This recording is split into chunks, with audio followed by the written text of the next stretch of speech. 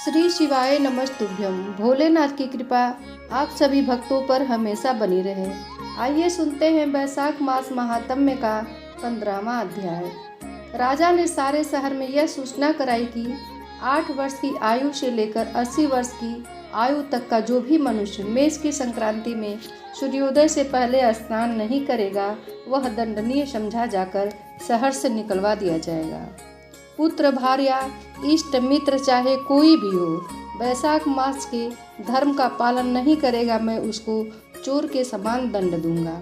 प्रातःकाल पवित्र जल में स्नान करो, स्थान स्थान पर प्याऊ लगवाओ, यथाशक्ति योग्य ब्राह्मणों को दान तथा अन्य धर्म के कार्य करो। प्रत्येक गांव में एक एक उपदेश करने वाला विद्वान ब्राह्मण नियुक्त कर दिया गया तथा 5 गांवों पर एक अधिकारी भी नियुक्त कर दिया गया। इस प्रकार चक्रवर्ती राजा के शासन में यह धर्म वृक्ष सारे देश में भली प्रकार फैल गया। इस राज्य में जो पापी मर जाते थे वे भी वैकुंठ को प्राप्त होते थे। वैशाख मास में एक बार के स्नान करने से पापों के मुक्त होकर कोई भी प्राणी यमपुरी को नहीं जाता। इस कारण उस सूर्यवंशी राजा ने यम के सब लेखों को मिटा दिया। मनुष्यों के जो भी पुराने क्रम थे सब नाश हो गए। चित्रगुप्त के लिए लिखने का कुछ भी न रह गया तथा सब नरक भी खाली हो गया। तब एक समय नारद जी यमराज के पास जाकर कहने लगे कि राजन, नरक में पहले जैसे हाहाकार शब्द नहीं सुने जाते हैं। चित्रगुप्त के पास भी लिखने का कुछ भी नहीं, हाथ पर हाथ रखे मुनि बैठे हैं। बड़े बड़े पापी भी अब तुम्हारे लोक में नहीं आते, इसका क्या कारण है? तब धर्मराज कहने लगे कि हे महामुने, एक राजा पृथ्वी पर हुआ है।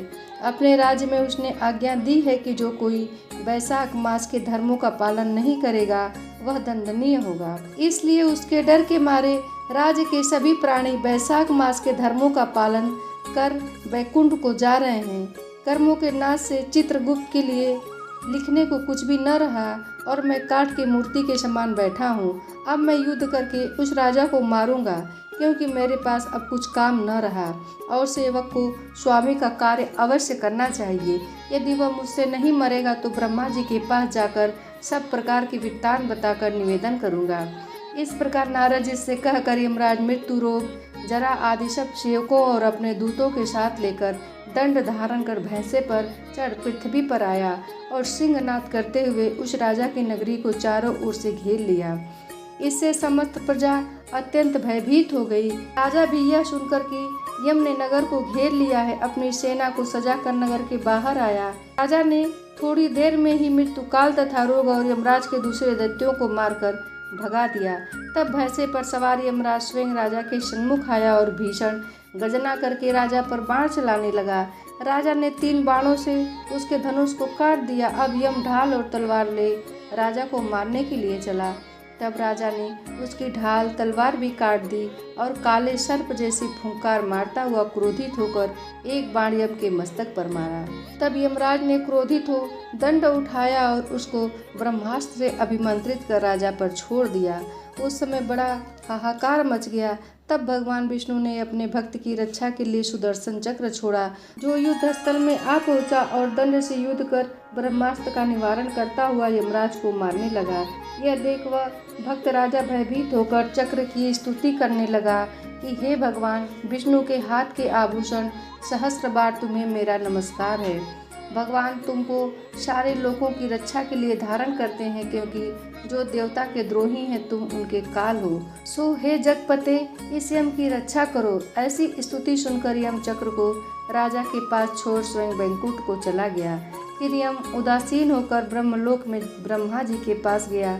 उसको इस प्रकार देखकर सब सभागण विस्मित होकर अपने में कहने लगे कि यम का यहाँ पर कैसे आना हुआ? कहीं ब्रह्मा जी के दर्शन को तो नहीं आया? इसको तो कभी क्षण भर को भी अपने काम से अवकाश नहीं मिलता। देवता तो कुशल से है ना? ऐसी बात ना कभी पहले देखी न सुनी। यह सब ऐसा कह ही रहे थे कि तभी प्राणियों का स्वामी और सूर्य का पुत्र यम ब्रह्मा जी के चरणों में इस प्रकार गिर गया जैसे जड़ से कटा हुआ वृक्ष निराश्रित होकर पृथ्वी पर गिर जाता है।